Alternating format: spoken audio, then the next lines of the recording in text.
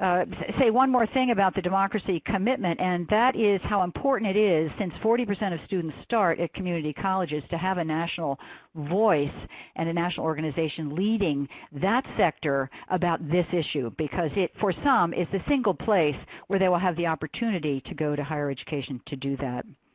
We'd also like to give special thanks to our funder, the National Endowment for the Humanities, who funded the webinar series, and that in turn was inspired by NEH's new initiative that you can see up there, the common good, the humanities in the public sphere, wanting us to come, as faculty, to come out of our classroom and really take advantage of what it means to talk about these issues, and particularly through the humanities, to a larger audience. And this webinar series is part of a larger project that all of us on the phone are involved with, that AAC&U and the Democracy Commitment have funding from NEH to look at citizenship under siege, and each of the campuses has chosen an angle of citizenship that makes sense for where they're located, from immigration to economic inequality to religious pluralism. It's really been a very exciting part. Like all very good projects, we had our learning goals. We have not created a rubric, but we did create goals. They were really designed for us, but I just welcome you. If any of those are useful in your own programs on campus, we invite you to, they're open source, so make of them what you will, and use them if they're really useful to you. And I think I'm done. Yes, yes you are. And before we begin, though, I just want to give a few housekeeping items to share with you. And if you have joined us using audio, please please mute your line by typing or pressing *6 on your phone at this time, please. And comments can be placed in the chat box above the note there. And if you are watching this webinar in a group, please tell us where and how many have joined you in the chat box. And the last 10 minutes of the webinar will be reserved for some highly anticipated Q&A. And we promise to get to as many questions as we can. And questions can be received by utilizing the Q&A box at the bottom right of your screen. And after the webinar, an email will be sent that will have a link to access the recording and resources, and please share it with your colleagues and fellow students. We also will send out a link for a brief survey, and we ask that everyone attending this webinar to please fill out the survey, as it will definitely, as we definitely will appreciate your feedback. Now, to generate as much participant engagement as feasible in our 60 minutes together, as we have over 100 people on this call, we will pause about 3 times to give prompts to spur discussion and reflection, again, with the 10 minutes for Q&A as a whole group. And at this time, we will now invite you to participate in the first of 3 prompts. So would you kindly write down one burning issue about the topic of today's webinar that drew you to it? And feel free to utilize the chat box above the notes and share with us if you feel inclined to do so. And while you're doing that, I'm going to introduce the presenters for today. And you can also find out more about them on our website. First up is Jill Schennum, and Jill is the chair of the Department of Sociology, Economics, and Anthropology at the County College of Morris in New Jersey. Welcome, Jill. And our second presenter is Steve Davis. Steve is an Associate Dean and Department Chair of Social Sciences at Lone Star Kingwood campus in Texas. Welcome, Steve. And our third expert that we have tapped for this webinar series is Fagan Forhan. And Fagan serves as the Assistant Dean for K-12 Partnerships and the Civic Engagement at Mount Wachusett Community College in Massachusetts. Welcome, Fagan. And the fourth and last presenter is Seth Howard, and Seth is Assistant Director for the Center of Civic Engagement at the Lone Star College System in Texas. Welcome, Seth. So I think we'll begin with you, Jill. You're working on a book called Bethlehem Steelworkers, Reshaping the Industrial Working Class. Can you give us a kind of larger framing for what the connections might be between economic inequality and citizenship? Isn't just economic inequality about money? Sure. So deep economic inequality, rooted in the struggle between classes, is a defining characteristic of the early 21st century United States. And this pervasive inequality severely erodes the rights and duties that U.S. citizens had in earlier times come to expect as part and parcel of the social contract.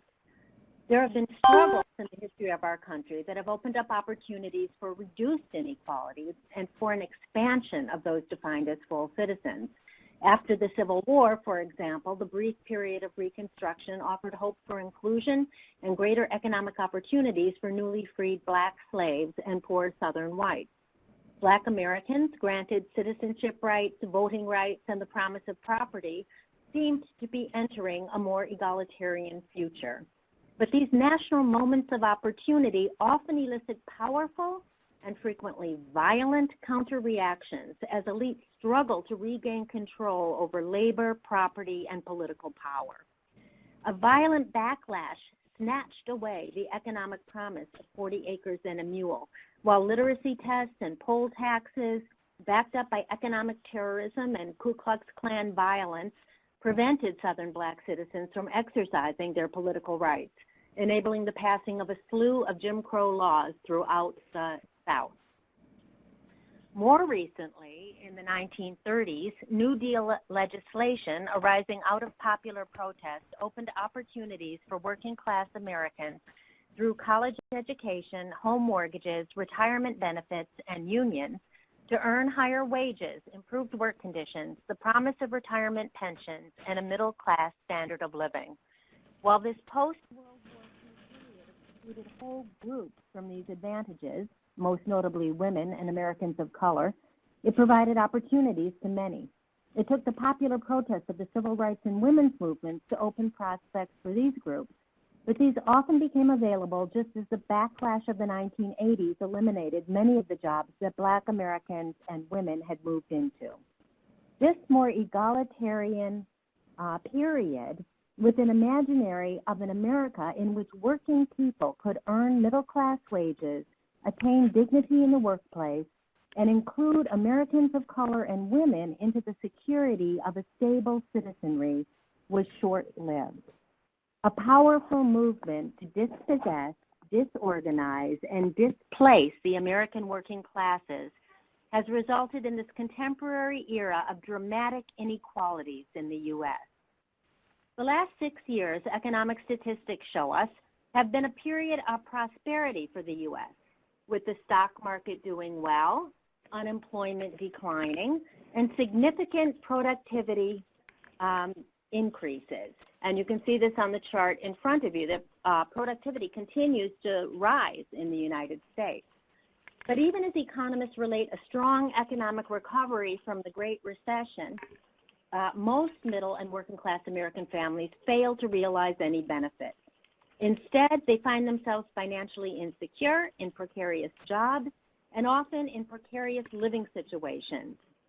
And journalist Thomas Frank, in his latest book, lays out statistics showing us that workers' share of the GNP hit a record low in 2011 and stayed there. While the stock market, as measured by the Dow Jones, hit all-time highs in the summer of 2014, Frank cites a poll showing that almost 3/4 of the American people thought the economy was still in recession. This is because the upper 10% in the United States have accumulated all the income and wealth increases generated through this post-Great Recession economic growth. And we can see on this chart of hourly compensation how that has remained relatively flat. And you can see also how income has remained relatively flat for the bottom, really, 80% of Americans. Why are we in this situation, and what does this mean for most Americans? We need the humanities in combination with the social sciences to understand the ways middle and working class American families live and experience this inequality. In my ethnographic research on steelworkers in Bethlehem, Pennsylvania, I have seen how deindustrialization and displacement have eliminated workers' retirement options, wiped out their families' health care coverage, destroyed resources to send children to college, and devalued the craft skills and pride in work that should be central to a productive economy. The attack against working Americans has been brutal and has produced record profits for the less than 1% who control the country's largest corporations. And this chart shows you just the growing wealth of the top 0.1%. These profits are converted into money power. They are used to fund a variety of organizations that create a democratic deficit in our central institutions of government. The increased role of super PACs, the gigantic levels of campaign funding, the growth of moneyed lobbyists, especially in healthcare, finance, and energy production, heavily funded think tanks, the massively expanding right-wing media, including Fox and talk radio, give capitalist elites an oversized voice in the selection and election of candidates and the formation of legislation, all while muting the voice and political power of working and middle-class Americans. This has been exacerbated by what Jacob Hacker and Paul Pearson refer to as a scorched earth policy in a highly partisan government consisting of procedural blockages, partisan attacks, budget shutdowns, and a concerted effort to undermine American faith in government. Hacker and Pearson point to the anti-statist strategy of first making government less functional through slashing funding and obstructionist tactics, and then pointing to that very dysfunction to generate political support and legitimize further austerity programs cutting government services. In addition, we have seen since 2010 an attack on voter rights unprecedented since the post-Reconstruction backlash in the late 19th century. Large swaths of working-class citizens and citizens of color have been disenfranchised, and this has been legitimized with false claims of widespread voter fraud. The U.S. already had enormous class biases in voter turnout, with higher income citizens more likely to vote than lower income citizens, and this was higher than any other most developed country. But recent laws, many legislated since the 2010 midterm elections, further limiting voters exacerbates this disenfranchisement of the working class and links it inextricably and quite intentionally with race.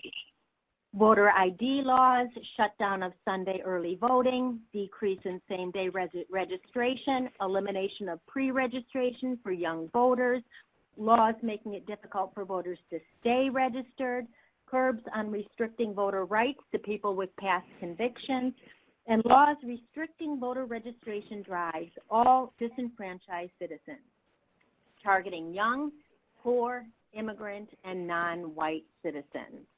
And you can see the legislation on this map in front of you. According to the Brennan Center for Justice, since 2011, every state except one has considered legislation making it more difficult for citizens to vote. And it has become more difficult to overturn these laws after a divided Supreme Court voted in 2013 to make Section 5 of the Voting Rights Act, itself a product of popular struggle in the civil rights movement to register voters, inoperable. This section ensured federal oversight of voting laws in 9 southern states with a history of voter disenfranchisement. This disenfranchisement once again ensures that corporate power can expand at the expense of the power of we the people, thereby further exacerbating economic inequality. We need to struggle collectively to redefine and reclaim a broad notion of full citizenship. As Matt Desmond eloquently states in his recent ethnography on evictions, in which he describes the regular, ruthless displacement of working-class families from their homes, quote, this degree of inequality, this withdrawal of opportunity, this cold denial of pointless suffering, by no American value, is this situation justified, unquote. This is not the inclusive and participatory democracy that we need in America to reverse these widening inequalities.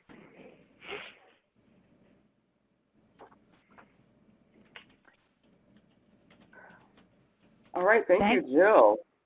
And I just want to remind everyone that has joined the call with their phones to mute your mics with *6 because it's interfering with the presenters. If you can finally do that now, that'd be great. If not, then we're going to have to drop you from the call.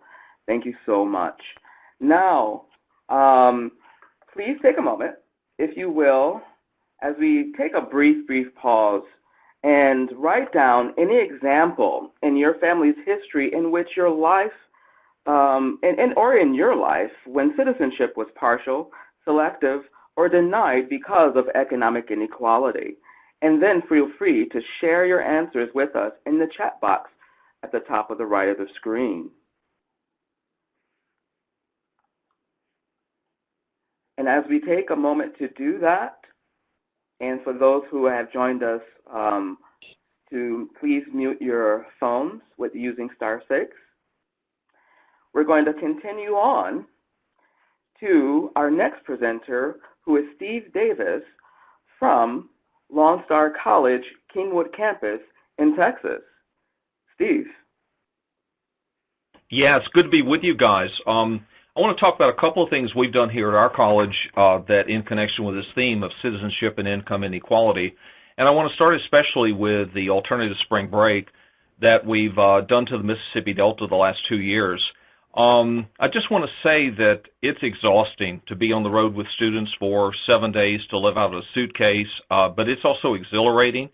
There's a lot of time on the road and in the breaks in between to learn and to converse and to teach as well.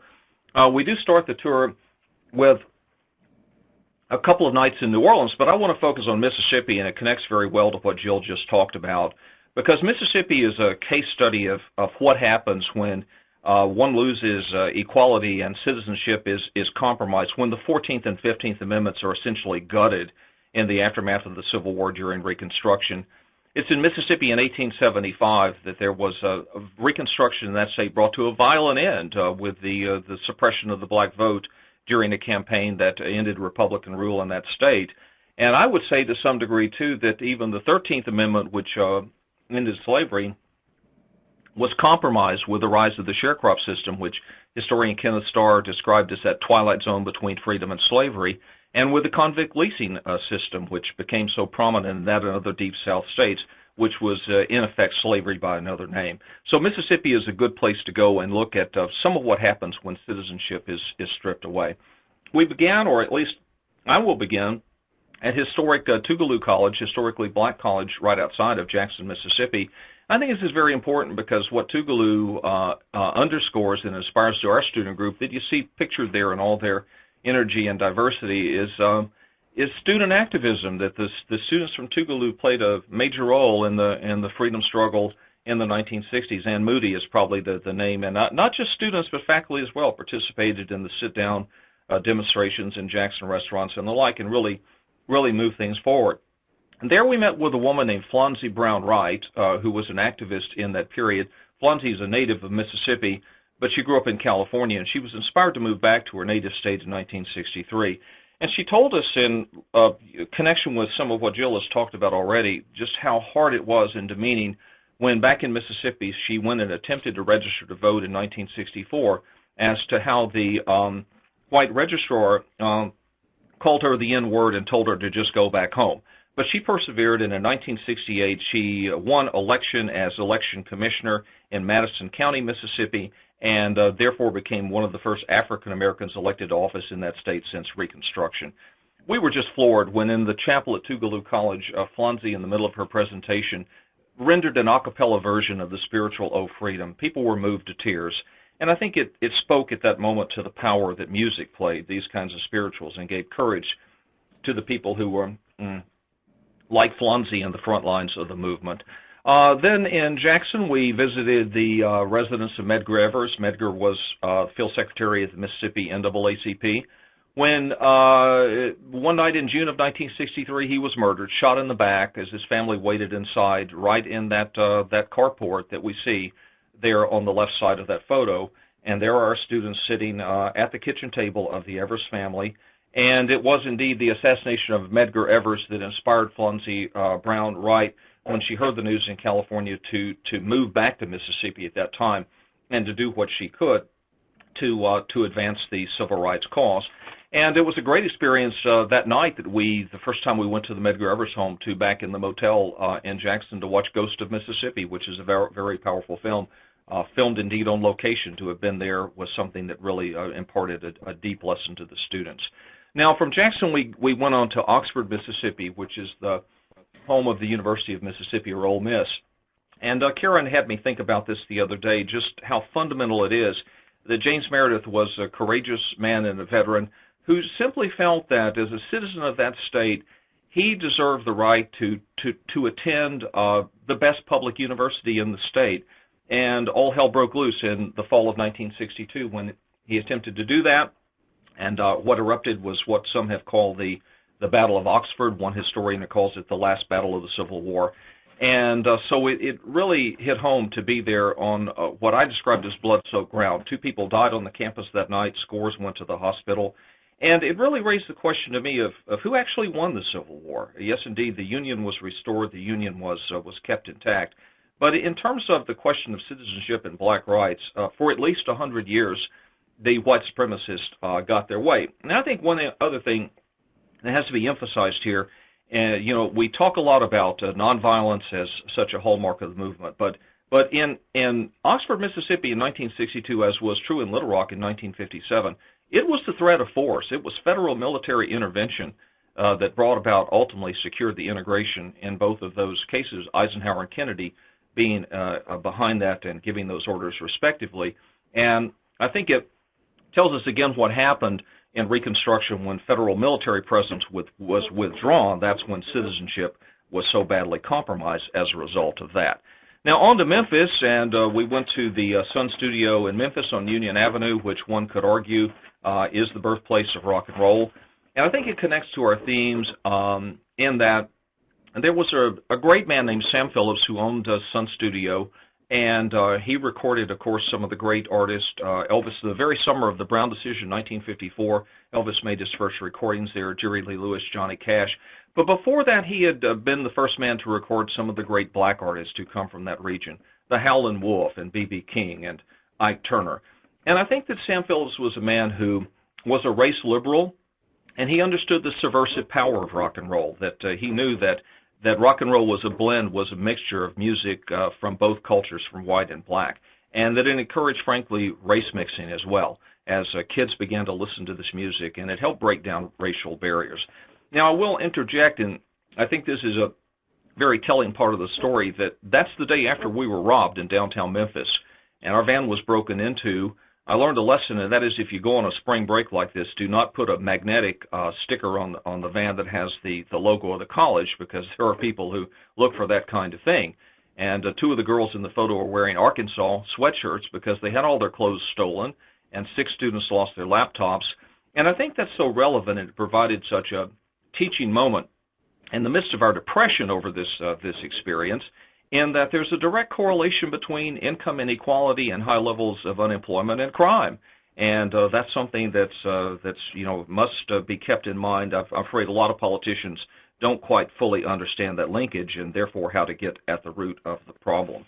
And from there, later that same day, we go to the Lorraine Motel in Memphis, which is the site of the National Civil Rights Museum. And there especially I wanted to drive home the economic component of the freedom struggle, and how Dr. King understood that. As Verdis had pointed out, if you go back and look at the signs for the March on Washington in 1963, it's the march for jobs and freedom. That economic component was already there.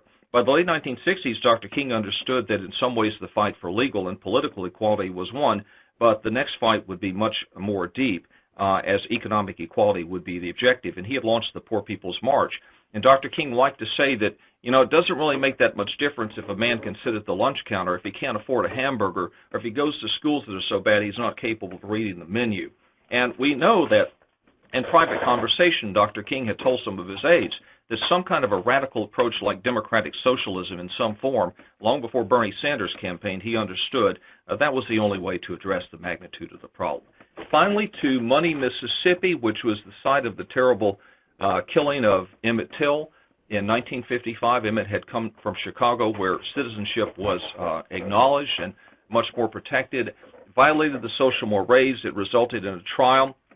It's a courtroom in Sumner, Mississippi, which was a judicial farce.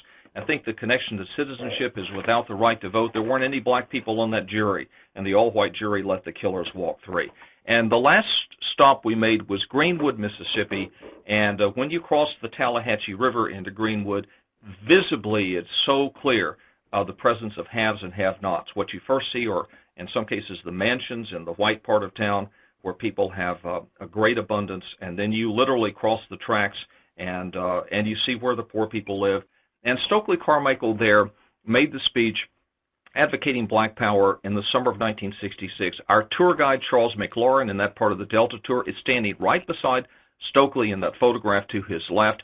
And what Stokely meant by black power to a large degree was the right to vote, which would make a huge difference if you could have black county commissioners and sheriffs, congresspeople, and the like. The very right to vote, as Jill pointed out, being compromised by suppression techniques in places like Mississippi and Texas right now.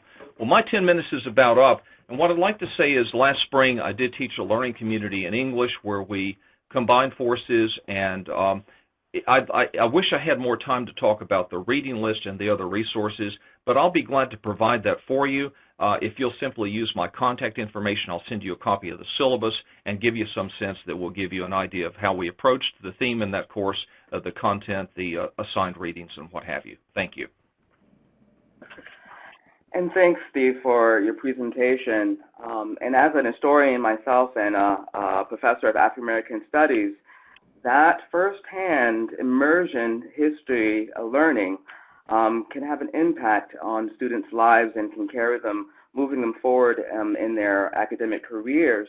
And what an excellent example of showing firsthand the impact of economic inequality and the cost of citizenship.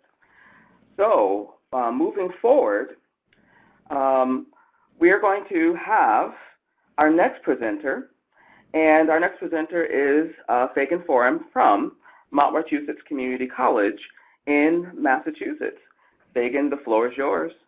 Thank you so much, Verdis. I'm so pleased to have the opportunity to speak with everyone on this webinar from what today is beautiful and snowy Massachusetts. Economic inequality is an issue that is at the root of so many other challenges we see in our communities. And working within a community college, something that we help our students to work through and with every single day. Personally, I tend to be a bit pragmatic, and in that vein want to share some things that we've done here that I welcome you to make your own if you wish. But first, let me tell you a little bit about Mount Wachusett Community College.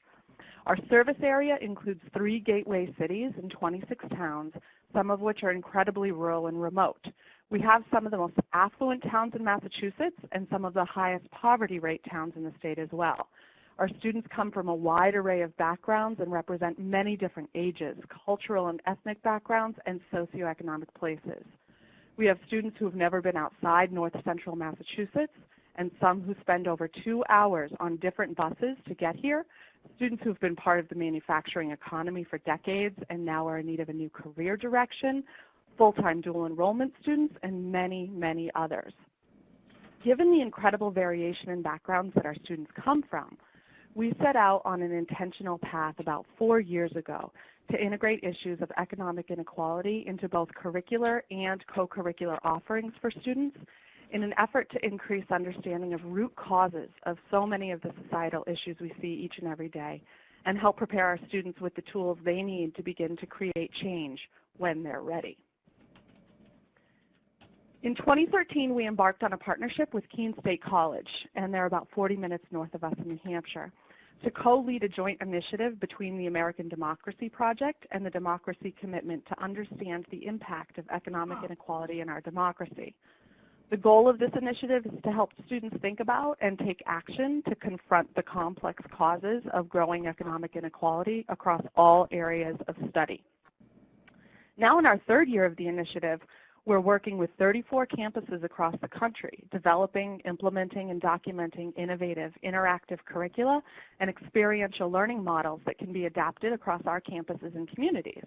It's also our goal that institutions will be engaged in developing civic pathways for student success, intentional connections between our 2- and 4-year institutions around this particular topic. New campuses are still welcome to join if you think that this might be a good frame for your particular campus. To begin to embed economic inequality in curriculum in a more sustainable way, we shifted our traditional civic engagement faculty fellows program to focus specifically on economic inequality and engaged both full-time and adjunct faculty in the process. Through a competitive application, 8 faculty fellows were chosen to work with the center and our endowed chair of civic engagement, Dan Susi, who you see up there in the corner, to deeply integrate themes of economic inequality through different areas of study. The fellows started with an intensive 2-day training we held at Keene State College with their faculty and staff, where we talked about issues of economic inequality, explored how this theme threaded through different disciplines, and began to formulate specific curricular ideas and assignments. Fall semester served primarily as the time for development, and spring semester as a time for implementation.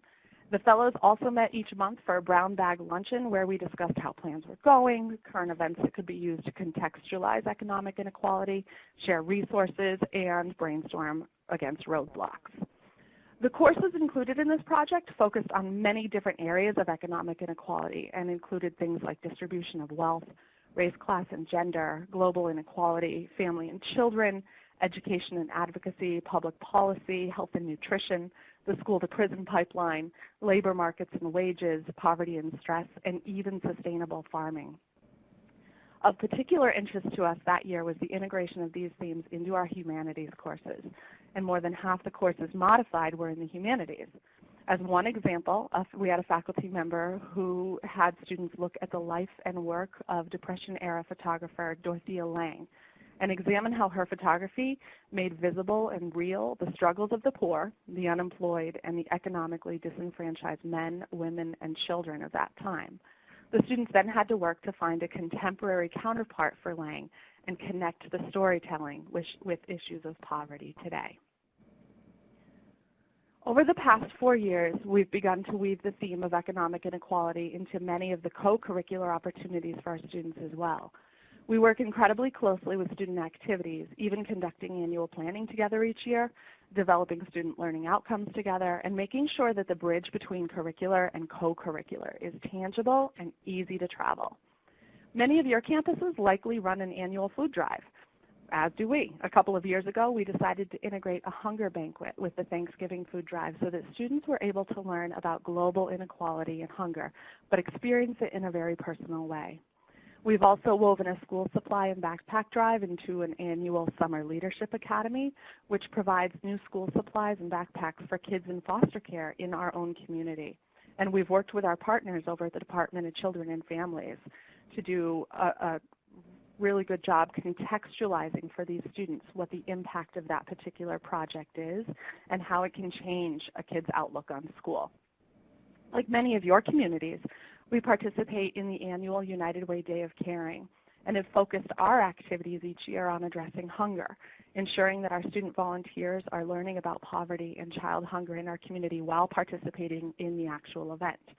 These are just a couple of examples of how many of the co-curricular offerings each year now incorporate a thread of economic inequality and how simple it can be to make a small flip of an existing program to incorporate these kinds of concepts.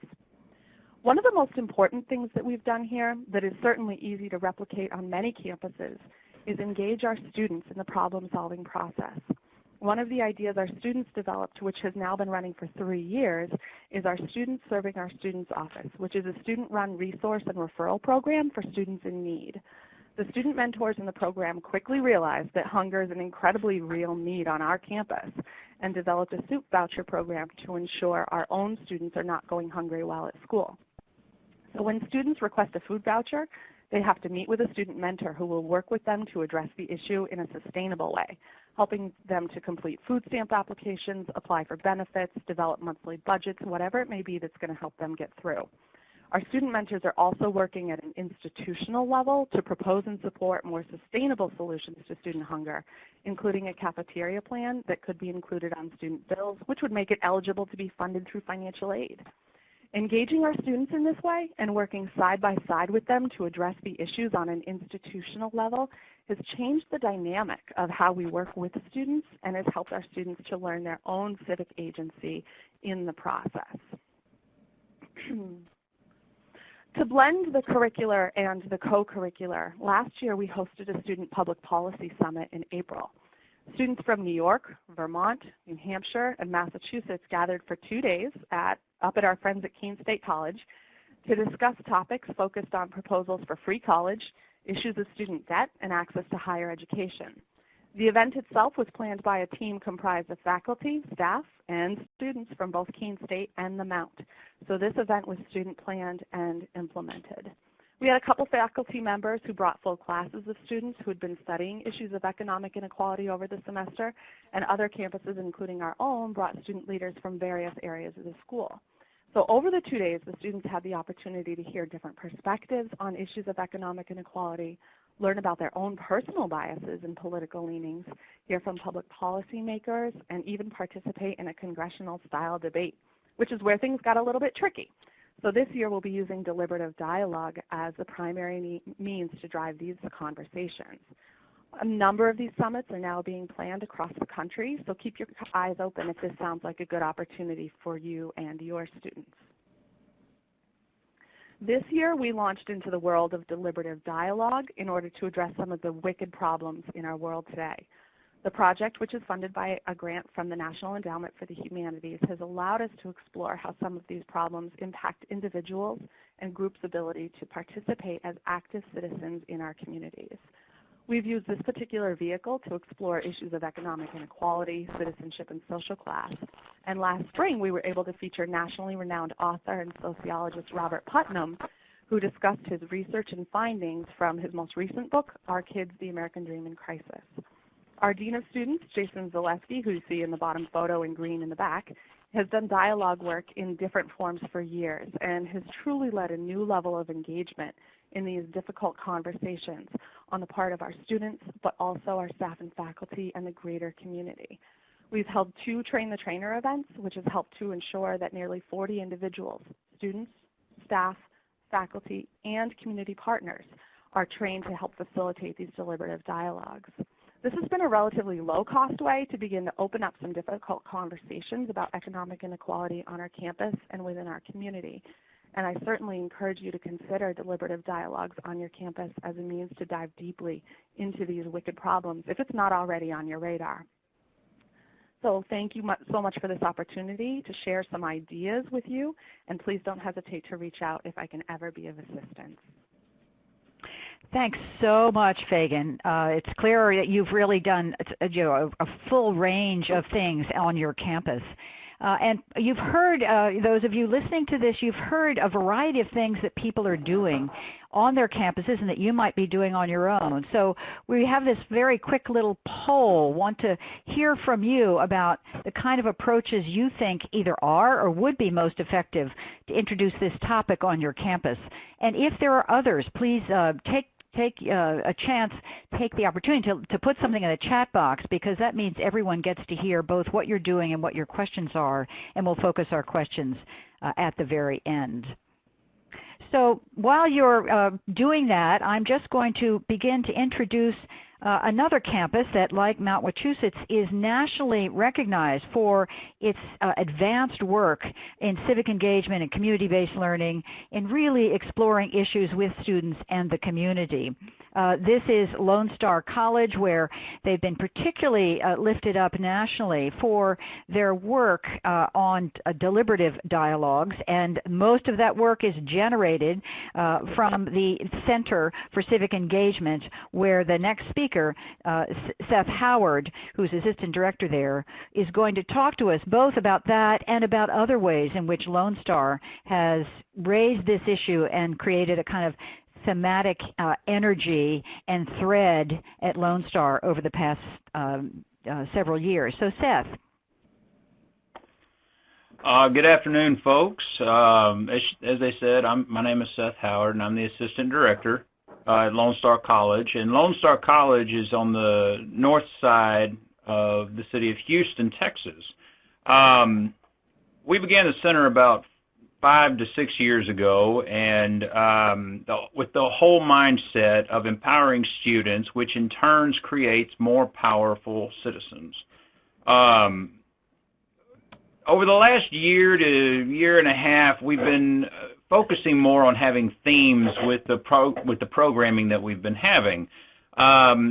With that, we focused on economic inequality over the last year or so, and because of that, we've put it into several programs that we've either established because of that theme, or we put that theme in the programming that we already had. The reason that we chose to focus on it, though, was the prominence of economic inequality throughout all of our communities at Lone Star College. Our college covers 1,400 square miles, and so there's a lot of suburbs and parts of the city of Houston that are encompassed in all of that. And so we felt like it was necessary that we address this because a lot of our students are economically disadvantaged. Some of the programming, though, that we've held includes our Lone Star Biennial Civic Engagement Conference. And this conference, we held it on economic inequality and civic engagement. We had several speakers come that spoke on a variety of things, either academics or politicians, many different types of people. We've been holding hunger banquets now for 3 years. We just had our 4th hunger banquet last night. We've held several human libraries where we allow students to try to move past the biases that we may have towards a particular type of group of people, in this case immigrants, which we do bring those types of people in. We've held film screenings on Inequality for All, Pay to Play, and Suffragette, just to name a few. And we hold a lot of deliberative dialogues. We've been hosting deliberative dialogues now for the past 4 years, and we've held some of them on economic inequality, immigration, and race. That's just a few of them, but we've held them on a variety of topics. The primary one that we focused on over the last year was Making Ends Meet, which is about economic inequality. Now, we use the National Issues Forum Institute, the NIFI, issue guides from the Kettering Foundation. The primary reason, though, that we use them is because we have become a test site for NIFI, and that allows us to help in the creation of the guides. We are able to ensure that the guides are really well-rounded for those in attendance. Now, there are 4 types of people. The way that we structured our deliberative dialogues, we have it as there's 4 types of people. There's the moderator, there's the timekeeper, and there's the recorder, and the participant. The participants, when they arrive at a deliberative dialogue, they are randomly assigned a table, and that is to ensure that we have a diverse group at each table so that the conversation is more fruitful. Moderators, we prefer to have student moderators. The reason that we prefer to have student moderators is due to the fact that students usually need to learn those skills on how to talk with people, how to converse, how to control a conversation, and it's a great opportunity to give them that experience so that when they get out into the world outside of college, they can do that. They can have those conversations. So we do train staff and faculty as well, but we prefer to have the students act as our moderators. Now, when we're training these moderators, we generally put them through a 2-hour training. That's what we have found to be beneficial to us. It may be different for you, and maybe your needs are maybe you need to have a longer training. Some institutions I know do a half day, some do a full day, some 2 days. It's whatever works best for you, but we have found that just 2 hours and then putting them in an actual dialogue works better for us. So during these trainings, we have them go through an actual dialogue. And then in the trainings, they're going through each part. They play each role, the moderator, timekeeper, recorder, and participant. We want them to fully understand what's going on. And during that time, and even in the actual dialogues, we have our participant ground rules up either on a PowerPoint or put on each table. We generally always have them on each table, though, because these are very crucial to ensure that the space is free and safe. I think of these rules, I think the four most important are let no one dominate, listen to each other, because it's just as important as speaking, speak to each other and not at each other, and then to suspend judgment until the very end of the dialogue, after you have heard all the options, what everybody has to say, so that you can make a better educated judgment on that particular subject.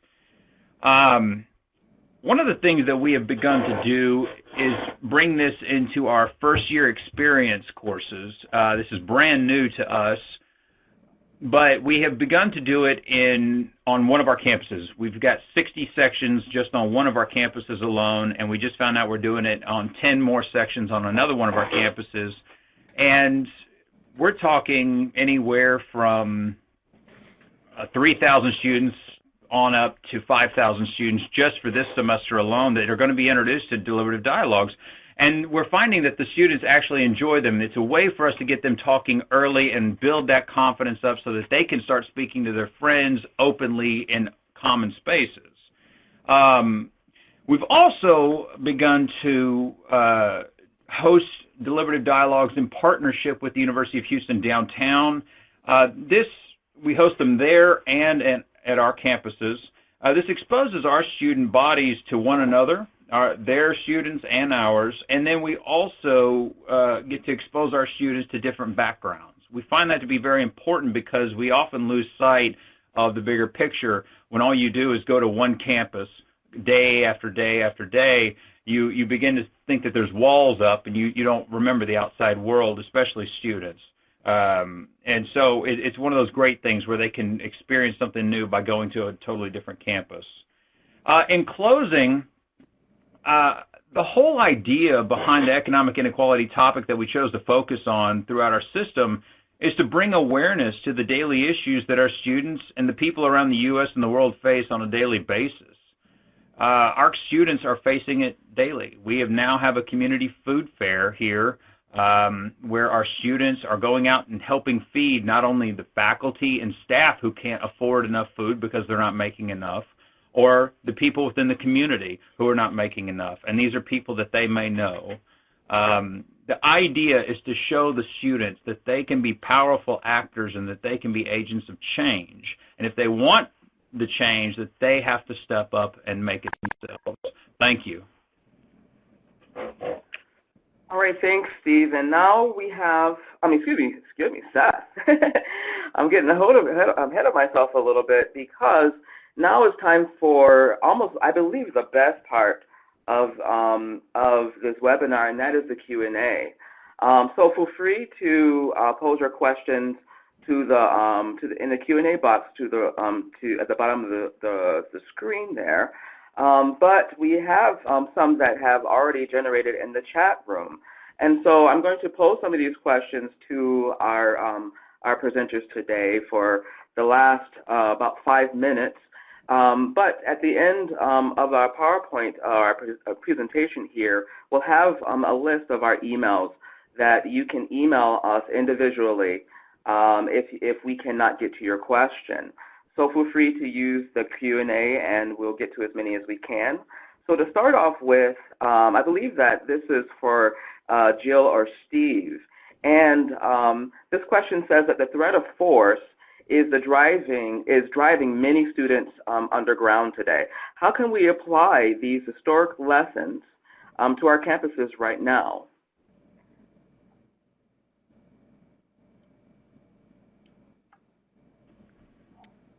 Steve, do you want to answer that? No, I really don't. I don't know where to start with that. And maybe in reference to what I said about federal military intervention, I was just making, I think, a historical point that has to be made. When we think about the nonviolence of the movement, Dr. King preached that consistently, and that was a very powerful weapon and tactic. But there was something called the Deacons for Defense at the same time that came out of Louisiana, and these were black people who were committed to the idea that, when we're hit back. And I think all I was trying to do as an historian is making the observation that that part needed to be there too. And I think the fact that black people in a state like Mississippi who lived in rural areas had guns and everyone knew it, I think that limited some of what the Klan knew it could get away with. And so that's all I wanted to say. If it were spurred by the reference I made to federal military intervention, that's the observation I wanted to include. Okay. All right. Do you have anything to say about that, or should we move on to the next question? I think we should move on to the next question. That was an excellent question, by the way. As these historic lessons of the threat of violence to nonviolent made such an impact in that they were really that really sparked on the Civil Rights Act to be passed. When violent acts are perpetrated on people who are protesting peacefully. Now, there's another one of how do you prepare faculty to make these dialogues effective? And I believe that Seth and Fagan can answer this one, but it also goes with another question on how do you train these student moderators and how do you train faculty to host these dialogues effectively. And before we answer that, we do have in our resource section a PowerPoint that goes through a deliberative dialogue moderator training that is available on the website and will be sent out to everyone. But Fagan or Seth, would you like to add on to that? About how to make it effective for students and faculty. Sure. So I think that one of the best ways to do it is work with the faculty. Obviously, you'll work with them beforehand, but introduce the faculty to a deliberative dialogue beforehand. You can talk to them about it, but until they actually see it and experience it, they're not going to fully understand what it is. And all of the faculty that we're working with in the first-year experience courses, while they are being introduced to it right now, at first it was against their will. Now it's not so much. They are enthusiastic about it. They are asking for more. They want to do more. I think working with them one-to-one is very important to help make the students' experience more, make it a better experience for the students. In terms, what was the other question? Well, there is another one about can you explain the focus on choices relative to actions? And can you explain that ground rule? Choices relative to action. Oh, so the way that works is we usually push the students to wait until the end and to start coming up with an action plan. We never want the students to just walk away thinking, okay, well, let's just raise awareness about this particular issue. And anybody can raise awareness, but what we want them to do is think about an action plan. After every option ends, we generally have the students stop, kind of think about what they just talked about. How could they possibly take action on that particular option? And then we go back into the dialogue. At the very end, then they figure out what option worked best for that particular group, and then what is a course of action that they could do that night or the very next day to get that off the ground. I believe that is. I believe that may answer the question. All right, great. And one last question is, how do you engage folks in recognizing their privilege and how to be a part of the solution without placing the teaching responsibility only on those who identify as low income? very excellent question. Do you think that we can answer that in in 30 seconds? Anyone on any one of our presenters here?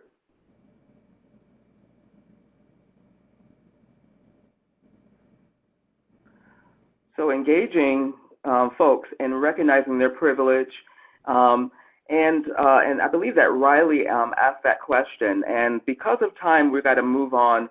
And if Riley, if you can email one of us so we can engage in dialogue with you, and that's because it's going to take more than 30 seconds to answer that question. So, and that's it for the Q&A session. And Karen, can you sum up today?